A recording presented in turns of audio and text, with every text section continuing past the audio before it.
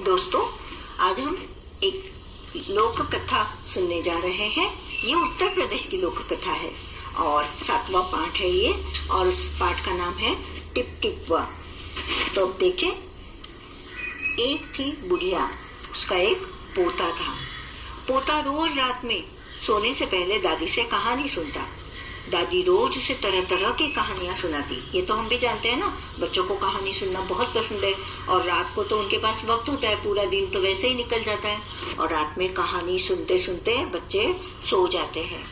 तो वो जो बुढ़िया थी वो अकेली थी। उन्होंने आदत कर दी थी कि रोज रात को पोते को कहानी सुनाना। तो उस दिन एक दिन मूसलाधार बारिश हुई। ऐसी बारिश पहले कभी नहीं हुई थी। सारा गांव बारिश से परेशान था। बुढ़िया की झोपड़ी में पानी जगह जगह से टपक रहा था, टिप टिप टिप टिप। इस बात से बेखबर पोता दादी की गोद में लेटा कहानी सुनने के लिए मचल रहा था। तो पोते को भी कहानी सुननी थी। वो बार बार कह रहा था, दादी कहानी सुनाओ, दादी कहानी सुनाओ। और दादी थी इस बारिश से परेशान थी। बुढ़िया खींच कर बोली, चिढ़कर, अरे बचवा, क्या कहानी सुनाए? ये टिप टिपवा से जान बचे तब ना। मतलब ये जोरदार जो बारिश हो रही है उससे मेरी अगर जान बचे तब कहीं जाकर तुम्हें कहानी सुनाओ ना। पोता उठकर बैठ गया। उसने पूछा, दादी ये टिप टिपवा कौन है? टिप टिपवा क्या शेर बाघ से भी बड़ा होता है? अब पोते ने पहली बार ये शब्द सुना था, टिप टिपवा। दादी ने अपनी गांव की भाषा में बता दिया टिप टिपवा है, तो उसे अगर मैं छुटकारा पाऊं तब कहीं जाकर तुझे कहानी बताऊं। तो बच्चे को रहा नहीं गया। पोते ने क्या कहा, तो क्या ये टिप टिपवा शेर बाघ से भी बड़ा होता है? दादी छत से टपकते हुए पानी की तरफ देखकर बोली, हाँ बचवा, ना शेरवा के डर न बकवा के डर, डर तो डर टिप टिपवा के डर। मतलब मैं शेर और बाघ से नहीं डरती। और किससे डरती हूँ? ये पानी से बरसते हुए इतनी धुआंधार जो बारिश हो रही है उससे तो मैं तंग आ गई हूँ। अब क्या होगा पता नहीं क्या होगा, और उससे मुझे डर लग रहा है। अब इस वक्त ना मुझे शेर से डर है ना बाघ से डर है। संयोग से, मतलब कोइंसिडेंस जिसको कहते हैं, मुसीबत का मारा एक बाघ बारिश से बचने के लिए झोपड़ी के पीछे बैठा था। वही एक बैठा हुआ था और वो भी बारिश से परेशान था और झोपड़ी के पास आकर बैठा हुआ था। बेचारा बाघ बारिश से घबराया हुआ था। बुढ़िया की बात सुनते ही वह और डर गया। क्यों? उसने सुना था कि ये जो बुढ़िया है शेर और बाघ से नहीं डर रही। तो टिप टिपवा ये कोई चीज है जो उससे भी ज्यादा खतरनाक है। अब ये टिप टिपवा कौन सी बला है? जरूर यह कोई बड़ा जानवर है। तभी तो बुढ़िया शेर बाघ से ज्यादा टिप टिपवा से डरती है। इससे पहले कि बाहर आकर वह मुझ पर हमला करे, मुझे ही यहाँ से भाग जाना चाहिए। बाघ वहां जो छुपकर बैठा था, उसने क्या सोचा? उसने बातें तो सुन ली, लेकिन टिप टिपवा क्या है ये वो नहीं जानता था। इसलिए उसने सोचा कि ये कोई बड़ा जानवर होगा, क्योंकि जो दादी है, बुढ़िया जो है, शेर और बाघ से नहीं डर रही थी, टिप टिपवा से डर रही थी। तो उसे तो मालूम नहीं टिप टिपवा किस बला का नाम है। बाघ ने ऐसा सोचा और झटपट वहां से दुम दबा कर भाग गया, वहां से चला गया। उसी गांव में एक धोबी रहता था। धोबी तो बच्चे आप जानते हो ना, कपड़े धोने वाला जो होता है उसे धोबी कहते हैं। वह भी बारिश से परेशान था। आज सुबह से उसका गधा गायब था। गांव में क्या होता है, जो कपड़े की खेप होती है, मतलब कपड़े एक जगह से दूसरी जगह नदी पर पहुंचाने हो तो गधे का इस्तेमाल किया जाता है।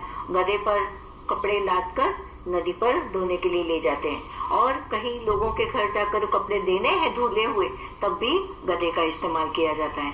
तो गधा गायब था, इसलिए धोबी परेशान था। जगह जगह गधे को ढूंढता रहा। वह पूरा दिन भीगता रहा, पर वह कहीं नहीं मिला। अब उसकी जो पत्नी थी धोबी की, उसने उसे सलाह दी। वो क्या बोली, जाकर गांव के पंडित जी से क्यों नहीं पूछते? वे बड़े ज्ञानी हैं, आगे पीछे सबके हाल की उन्हें खबर रहती है। उसने क्या कहा कि गांव के जो पंडित है ना, वो जानते हैं कि गधा कहाँ होगा। तो तुम उनके यहाँ जाकर पोथी में उनको कहो कि पोथी में ढूंढे, पंचांग में, तो वो ढूंढ देंगे कि गधा कहाँ है। वो बात वो जानते होंगे। पत्नी की बात धोबी को जच गई, उन्हें अच्छी लगी। हाँ ये ठीक है। अपना मोटा लट्ठ उठाकर वह पंडित जी के घर की तरफ चल पड़ा। उसने देखा कि पंडित जी घर में जमा बारिश का पानी उलिच उलिच कर फेंक रहे थे। उनके भी घर में जोरों की बारिश तो सभी जगह हो रही थी, तो उनके घर में भी पानी भर गया था और पानी को बाहर निकालने का काम पंडित जी कर रहे थे।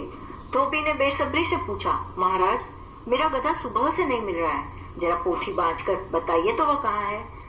आप पोथी में देख लीजिए, मैं सुबह से ढूंढकर उसे परेशान हो गया हूँ, भीग गया हूँ पूरी तरह से, लेकिन मेरा गधे के बिना तो धोबी का काम ही नहीं चलेगा। तो सुबह से पानी उलिचते उलिचते पंडित जी थक गए थे। धोबी की बात सुनी तो झुंझला पड़े और बोले, मेरी पोथी में तेरे गधे का पता ठिकाना लिखा है क्या, जो आ गया पूछने? अरे जाकर ढूंढ इसे किसी गढ़ई पोखर में। पोखर का मतलब है जहाँ बारिश का पानी, गड्ढा जो होता है, गढ़ई है ना छोटा गड्ढा, पोखर थोड़ा बड़ा गड्ढा जिसमें बारिश का पानी भर जाता है, तो वहां गधा होगा तो तेरा, ऐसे ही कहीं जाकर तो ढूंढ, ऐसा वो पंडित जी बोले। और पंडित जी लग गए फिर पानी उलीचने। धोबी वहां से चल दिया। चलते चलते वहां तालाब के पास पहुंचा। तालाब के किनारे ऊंची ऊंची घास उग गई थी। धोबी घास में गधे को ढूंढने लगा, क्योंकि पंडित जी ने बताया था ना कि कहीं पानी होगा, कहीं घास होगी, कहीं पे वो गधा छुप कर बैठा होगा। किस्मत का मारा बेचारा, किस्मत का मारा, आज उस बाघ की किस्मत एकदम खराब थी।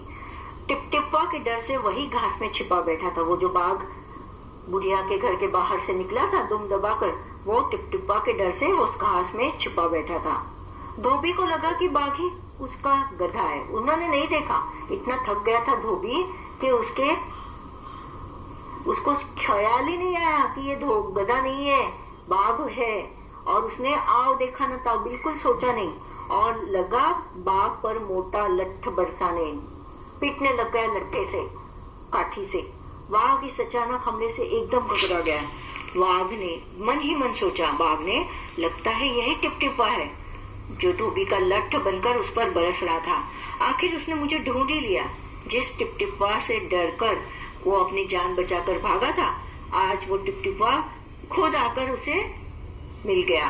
अब अपनी जान बचानी है तो यह जो कहे चुपचाप करते जाओ। अब धोबी ने क्या कहा, आज तूने बहुत परेशान किया है, मार मार कर मैं तेरा कचूमर निकाल दूंगा, मतलब तुझे बहुत पिटूंगा। ऐसा कहकर धोबी ने बाघ का कान पकड़ा और उसे खींचता हुआ घर की तरफ चल दिया। बाघ बिना चू चपड़ किए बिल्कुल नहीं बोला, क्योंकि वो वैसे ही डर गया था। और धोबी का लठ उस पर इतनी जोर से बरसा कि वह बहुत ही डर गया था और पूरी तरह से धोबी के काबू में हो गया। भीगी बिल्ली बना धोबी के पीछे पीछे चल दिया। घर पहुंचकर धोबी ने बाघ को खूंटे से बांध दिया और सो गया। सुबह जब गांव वालों ने धोबी के घर के बाहर खूंटे से एक बाघ को बंधे देखा तो उनकी आंखें खुली की खुली रह गई। आंखें खुली की खुली रहना, अरे बाप रे, खूंटे से बाघ बंधा है, ये क्या गजब की बात हो गई, पहले कभी ऐसा नहीं देखा। आश्चर्यचकित हो गए, एकदम अचरज के मारे उनकी आंखें फटी पड़ी रह गई। और इस कहानी के लेखिका थी गिरिजा रानी अस्थाना जी। कौन कौन किससे परेशान थे? इस कहानी में लगता है सभी परेशान थे।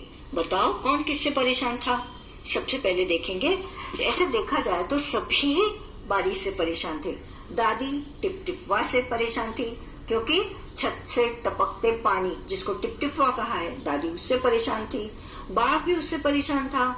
धोबी था, बारिश से भी परेशान था और गधे के गुम हो जाने से परेशान था।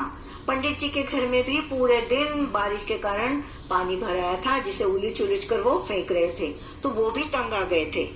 और बाघ जो था वो भी बारिश से परेशान था। इस तरह से सभी लोग टिपटिपवा से एक दूसरे से परेशान थे। टिपटिपवा किस बला का नाम है? यह कौन सी मुसीबत है? टिपटिपवा छत से टपकते हुए जोरदार पानी की बौछारों को कहा गया है।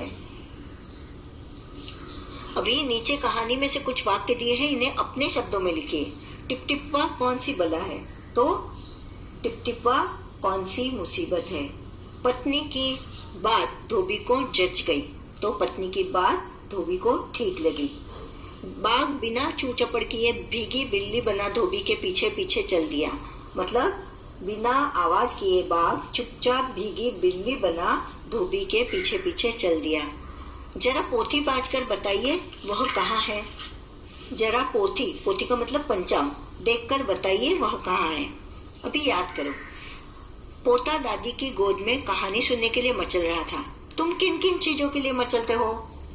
मैं कई बार नए खिलौने के लिए मचलता हूँ। बच्चे तो हमेशा नए खिलौने पाने के लिए मचलते हैं। मेरे पास स्पाइडरमैन है, सुपरमैन है और न जाने कितने हीरोज के खिलौने। जब मार्केट में कोई नया खिलौना आने की बात सुनता हूँ तो मैं उसे पाने के लिए मचलता हूँ। कौन है टिप टिपवा? हाँ बचवा, न शेरवा के डर न बखवा के डर, डर त डर टिप टिपवा के डर। तुम्हारे घर की बोली में इस बात को कैसे कहेंगे? हाँ बेटा, न शेर का डर न बाघ का डर, डर तो है टिप टिपवा का। कहानी में टिप टिपवा कौन था? तुम किस किस को टिप टिपवा कहोगे? बारिश की टिप टिप को, जोरदार बारिश की जो बौछार हुई थी उसे टिप टिपवा कहा गया है। यहाँ धोबी के लठ को टिप टिपवा हम कह सकते हैं क्योंकि उसी लठ ने इस कहानी में टिप टिपवा का काम किया है। और अगर मानो तो आज सारी दुनिया कोरोना के टिप टिपवा से परेशान है। हर कोई मास्क लगाए, सैनिटाइजर का इस्तेमाल करके 2 मीटर की दूरी रखकर इससे बचना चाहते हैं। तो आज हम लोग अगर देखें तो सारी जनता, सारी दुनिया के लोग कोरोना से परेशान है। तो हम आज की इसमें कह सकते हैं कि ये भी एक बड़ा टिप टिपवा है। यह कहानी कैसे दिन की है? जब मूसलाधार बारिश हो रही थी। अगर मूसलाधार बारिश की बजाय बूंदाबांदी होती तो क्या होता? या यदि उस रात बूंदाबांदी होती तो? हाँ, यदि उस रात बूंदाबांदी होती तो दादी माँ बच्चे को नई कहानी सुनाती। न बाघ टिप टिप्पा से डरता न धोबी। पंडित जी आराम से धोबी को लापता गधे के बारे में पोथी देखकर बता देते। शायद गधा गायब ही न रहता। न धोबी बाघ को ही पकड़कर घर के खूंटे पर बांधता, न धोबी को बाघ को ही पकड़कर घर के खूंटे पर बांधना पड़ता। अब नीचे पानी के टपकने की आवाज टिप टिप टिप टिप आती है। तो सोचो और लिखो ये आवाजें कब सुनाई पड़ती है। तो पहले है खर खर। पहली आवाज खर्राटों की है जब हम सोते हैं और नाक से सांस लेते नहीं है, मुंह से सांस लेते हैं तो खर्राटे भरते हैं, तो वो आवाज है। भिन भिन, मक्खी या मच्छर के भिन भिनाने पर भिन भिन की आवाज होती है। ठक ठक, दरवाजे पर कोई दस्तक लगाता है तो ठक ठक की आवाज होती है। हाँ, शहर में तो बेल होती है तो बेल बजाते हैं, लेकिन कई जगह पे गांव में अभी भी ठक ठक की आवाज होती है। चर चर, तेल में सब्जी का तड़का लगाने पर चर चर की आवाज होती है। तड़ तड़ तड़, राई तेल में फूटने पर तड़ तड़ की आवाज सुनाई पड़ती है। और भग भग, रेलगाड़ियां, लेकिन वो मेल जो भाप पे शुरू होती है। मेलगाड़ी शुरू होने से पहले भग भग से शुरू होती है, या आग लगने पर सभी जगह भग भग भग भग करके सब जल जाता है। धोबी ने बाघ को खूंटे से बांध दिया। सोचो और बताओ, खूंटे से क्या क्या बांधा जाता है? खूंटे से पालतू जानवर जैसे गाय, भैंस, बकरी, ऊंट, गधा आदि को बांधा जाता है। एक से ज्यादा, एक कहानी सभी कहानियां, मतलब बहुवचन।